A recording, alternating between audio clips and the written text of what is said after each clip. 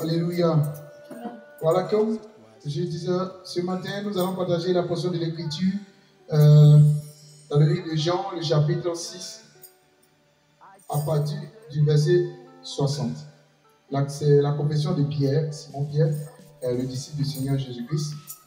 Mais la partie qui nous intéresse, c'est le verset 68. Et pour l'heure, on va faire tous la lecture ensemble. Chacun prend sa Bible, toi qui me regarde, toi qui m'écoute.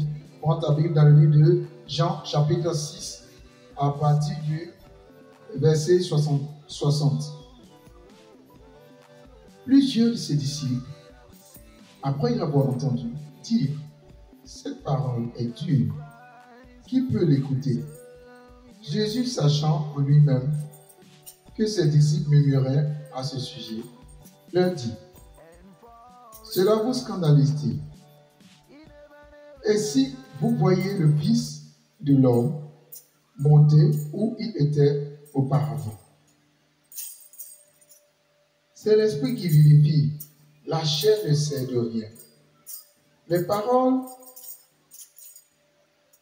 que je vous ai dites sont esprit et vie. Mais il en est parmi vous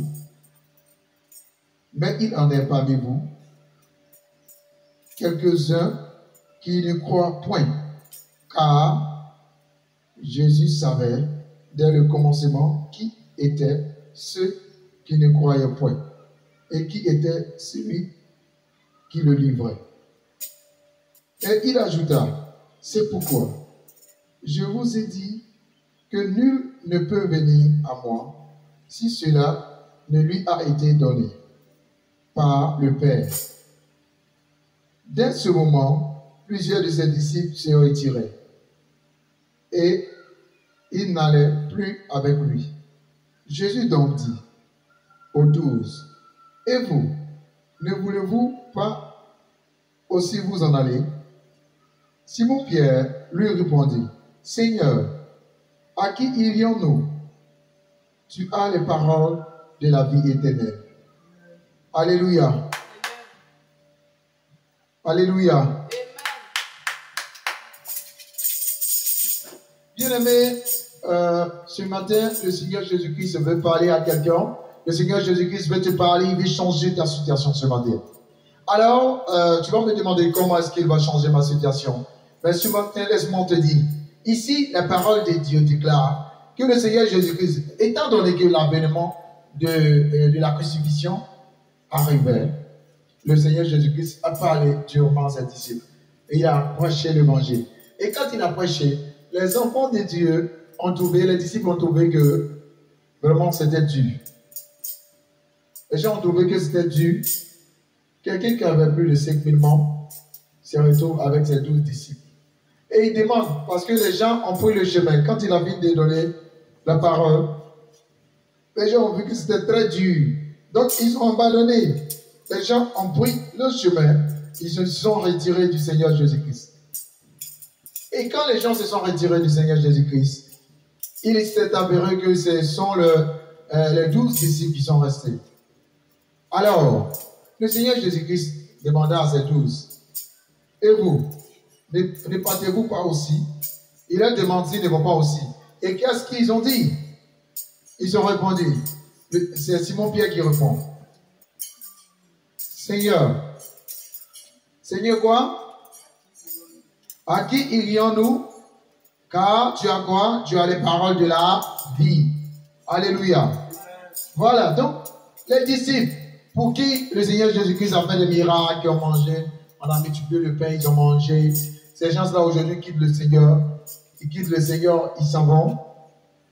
Parce que le Seigneur a prêché sur sa crucifixion. Il a prêché qu'il va partir. Il a prêché que vraiment ça va être comme ça, ça va être comme ça. Alors, les gens ont commencé à avoir peur. Les gens se sont retirés du Seigneur Jésus-Christ. Et il s'est retrouvé avec ses mêmes 12 disciples du départ. Et il demande à ses disciples.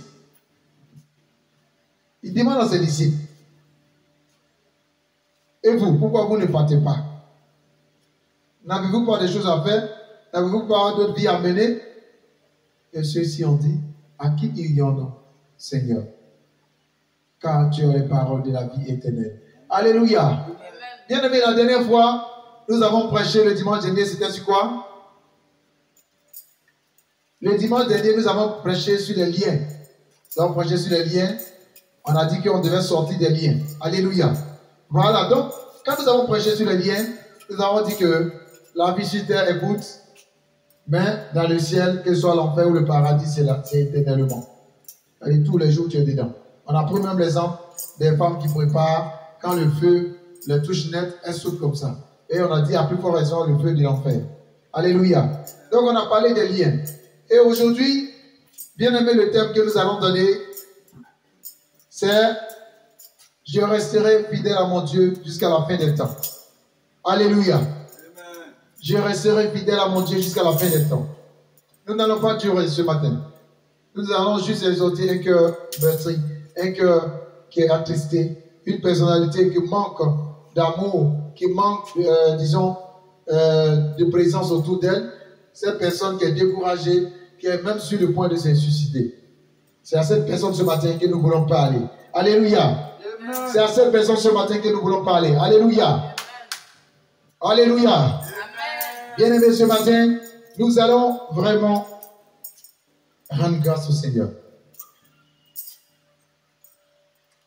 Alors, dans cette parole, le Seigneur Jésus-Christ a prêché. Il a annoncé l'évangile. Il a fait des choses. Et après quoi, étant donné que c'était dur, maintenant les gens ont décidé de quitter. Combien sommes-nous à abandonner le Seigneur quand c'est dur? Combien sommes-nous à négliger l'œuvre du Seigneur quand ça ne va pas chez nous? Il y en a, c'est quand ils ont l'argent qu'ils sont contents d'adorer Dieu. Il y en a, c'est quand ils sont en bonne santé qu'ils sont contents d'adorer Dieu. Mais bien aimé, il y a des gens qui ont l'argent qui ne sont pas contents, qui sont dans la tristesse. Toi, tu n'as pas l'argent, tu te plains. L'argent même, c'est quoi? C'est le monde qui a besoin de l'argent, sinon le paradis n'a pas besoin d'argent. Le paradis, le ciel n'a pas besoin d'argent. Alléluia. La Bible dit que Dieu détient l'or et l'argent. Alors, le paradis n'a pas besoin d'argent. La seule chose qui a besoin d'argent, c'est la terre et ses besoins. Mais qui pourvoira? C'est Dieu qui pourvoira. Alléluia. C'est Dieu qui pourvoira à tous nos besoins. Alors, ce matin, je vais dire à quelqu'un, je vais parler au cœur de quelqu'un pour dire à cette personne-là, les disciples qui ont demandé, à qui irions-nous, Seigneur, quand tu as les paroles de la vie éternelle? C'est ainsi que toi et moi, nous devons aussi demander au Seigneur. Nous devons demander au Seigneur. Un chrétien qui court toujours après l'argent n'est pas un bon chrétien. Un chrétien qui court toujours après les choses du monde n'est pas un bon chrétien. Le bon chrétien, c'est celui qui écoute la parole de Dieu, qui la met en pratique. C'est celui qui croit que le Seigneur Jésus-Christ est mort pour lui. C'est celui qui croit que le Seigneur Jésus-Christ peut changer.